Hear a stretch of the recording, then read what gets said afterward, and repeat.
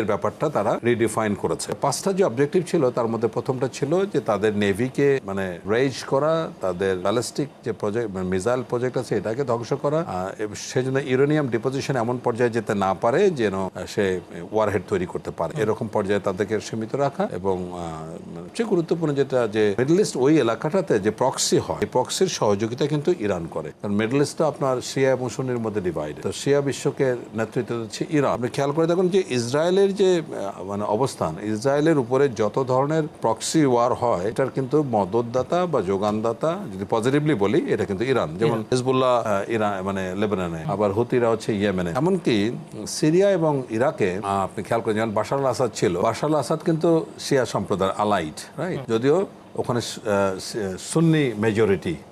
আবার ইরাকেও মানে দেয়ার lot of সিয়া। এই পুরো বেল্টের মধ্যে যত ধরনের প্রক্সি হয় সবকিছু কিন্তু স্পন্সর করে ইরান। তো এই জন্যই চাচ্ছিল যে তার এই যে প্রক্সি ক্যাপাসিটি, সাপোর্টের যে ক্যাপাসিটি, এখানে যেন ডিমিনিশ করতে পারে। ফাইনালি ডোনাল্ড ট্রাম্প যেটা বলছিলেন যে 5টা অবজেক্টিভের মধ্যে সবচেয়ে সিরিয়াস যেটা, যে ইরানকে একটা শিক্ষা দেওয়া যাতে পৃথিবীর আর কোনো দেশ অথরিটিকে চ্যালেঞ্জ করতে, মিলিটারি অথরিটিকে চ্যালেঞ্জ করতে না পারে। ওনার তো this is call madman policy. US যেটা মানে ডোনাল্ড ট্রাম্প যেটা আরোপ করেছে, ম্যাডম্যান পলিসির জনক হচ্ছে গিয়ে আপনার রিচার্ড নিক্সনের আপনার যে ওয়াটারগেট স্ক্যান্ডাল থেকে শুরু করে ওনার ম্যাডম্যান পলিসির একটা বড় বৈশিষ্ট্য হচ্ছে যখন ফরেন পলিসি কারো বিরুদ্ধে অ্যাগ্রেসিভ হবে, এটা খুব ব্রুটাল হবে, যেটা এখন হচ্ছে, রাইট। তো এর মধ্যে দেখা গেল যে আজকে খোদ ইউএসএ তে যে আলোচনাটা হচ্ছে, ডেমোক্র্যাটরা তো বটেই, ইভেন হাফ অফ দ্য রিপাবলিকানস কিন্তু ইউএস প্রেসিডেন্টের বিরুদ্ধে চলে গেছে। আজকে কিন্তু তাদের ক্লোজ ডোর একটা ভোটিং হচ্ছে, রাইট।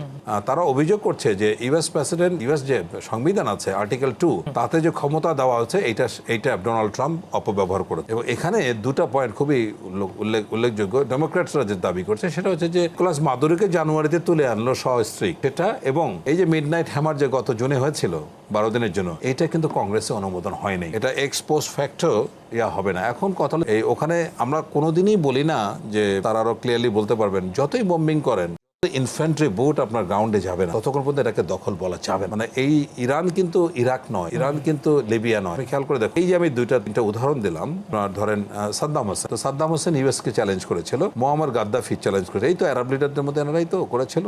খুব সহজে যেভাবে বাগদাদে গিয়ে বাগদাদ দখল করা সম্ভব হলো ইউএস ট্রুপসকে দিয়ে, এবং সাদ্দাম হোসেনকে হত্যা করা হলো, সাদ্দাম হোসেনকে হত্যা করা, ফাঁসি দেওয়া হলো, তার মানে পুরা ইরাক শান্ত হয়ে গেল, সেখানে দ্বিতীয় কোনো লোক না যে এটাকে ক্যারি ফরওয়ার্ড করবে। একইভাবে লিবিয়াতে তাই, গাদ্দাফিকে যখন হত্যা করা হলো তারপরে লিবিয়াতে আর ইউএস বিরোধী কোনো এলিমেন্ট থাকলো না। কিন্তু ইরানের ব্যাপার তো ডিফারেন্ট, এটা তো সিস্টেম। এই যে আলী খমেনি 79-এ যেটা এস্টাবলিশ করেছেন, এত শক্তিশালী একটা ব্যবস্থা যেটার শেকড়ে পৌঁছানোর সামর্থ্য ইউএস এর নাই। মানে একইভাবে বলছি, যদি এখন ডোনাল্ড ট্রাম্প মনে করে যে বাগদাদের মতো, ত্রিপুলির মতো মানে ইনফ্যান্ট্রি ট্রুপস পাঠিয়ে তেহরান দখল করবে, তাহলে বোকার স্বর্গে বাস করবে। কারণ কি, ইরান পৃথিবীতে সবচেয়ে ন্যাচারালি প্রোটেক্টেড যে 2-3টা দেশ, তার মধ্যে ইরান হচ্ছে। 6000 বছরের ইতিহাসে শক্তি ওখানে গিয়ে টিকতে পারেনি। সুতরাং আপনি 2003-এ যে ইরাক ওয়ার 2 ছিল, এখানে আপনি চিন্তা করেন তাদের লজিস্টিক্স, এই যে ডেজার্ট